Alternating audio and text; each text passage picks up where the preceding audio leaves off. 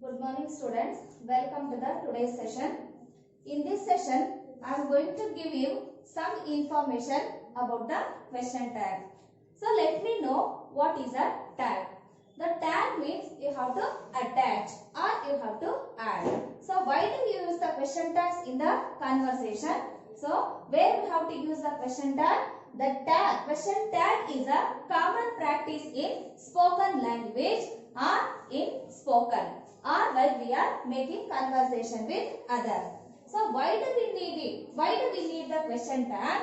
So we want to make someone to agree to us whether our statement is true. So which means we ask the statement but we make it for confirm. We want to make it whether our statement is true. So to make that confirmation, we use the question tags in the common practice or in the spoken language.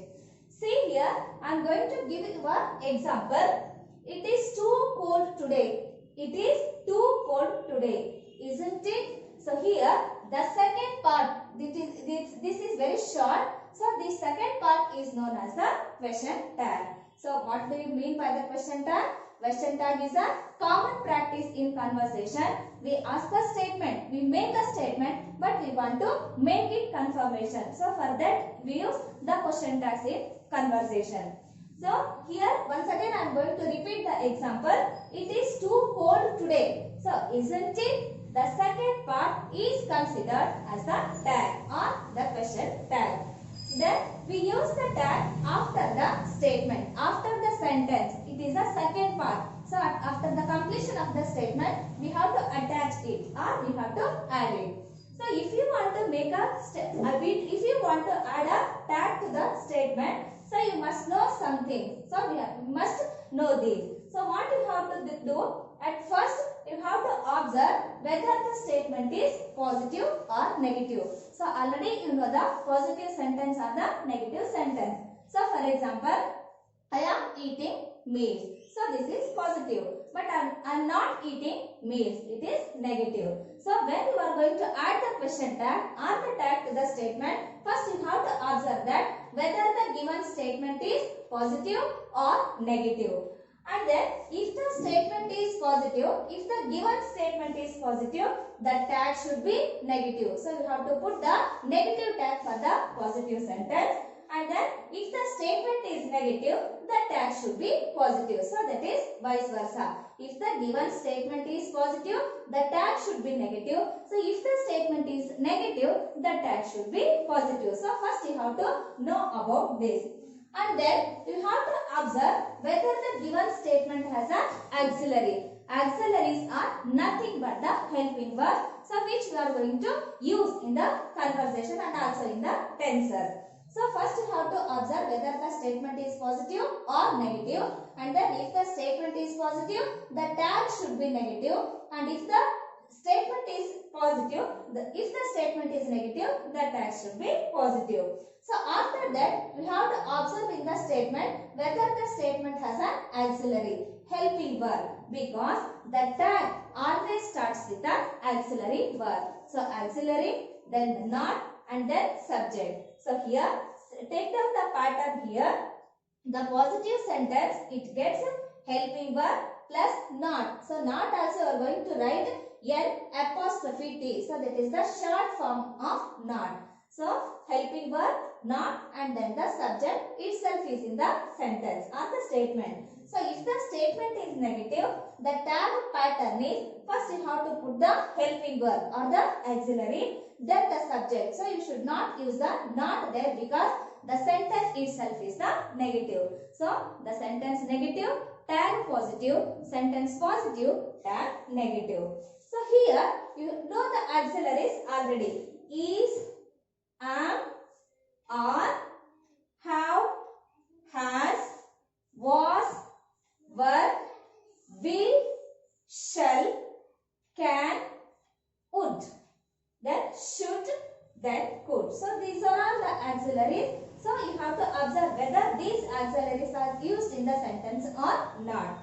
Then I have not written may here because may is also called as the auxiliary. So I ask the question whether the teacher has not written may in the auxiliaries because the may is rarely used in the tag question. So it doesn't use the oftenly. It is rarely used in the tag questions. So if the may gives the meaning, it is the permission. If it shows the permission, the tag mayn't is used.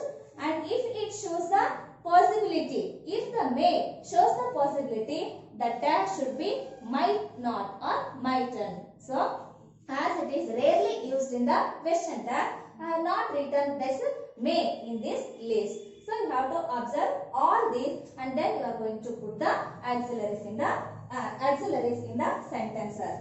So then the tag already have told that the positive sentence get the negative tag, negative sentence get the positive tag. So this is about the rules or this is about the information about the question tag.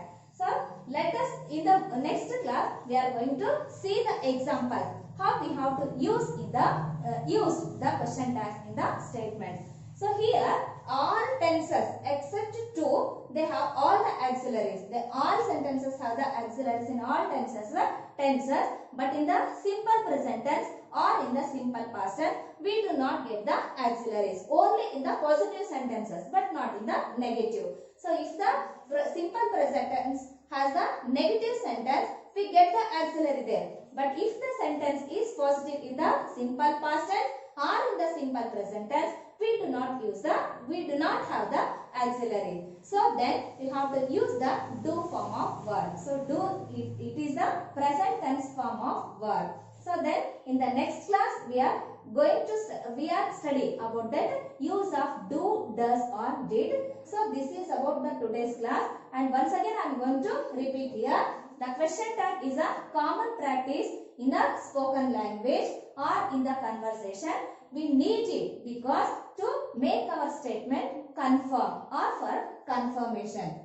And then only thing you have to remember while we are going to add the question tag, whether the statement is positive or negative. So if the statement is negative, the tag should be positive. If the sentence is positive, the tag should be negative. So then another one, the most thing we have to observe in the statement is whether the statement has an auxiliary. So if the statement has an auxiliary, so the question tag starts with the auxiliary and it needs the not if it is positive and then the subject. So if it is negative, there is no need to write not again. So this is the information about the main information, and also I have given the list of auxiliaries here except may. Already have told that why the may I have not written here, because it is rarely used in the question tag and it gives the two meanings or more than one meaning. Sometimes it shows the permission and in sometimes it shows the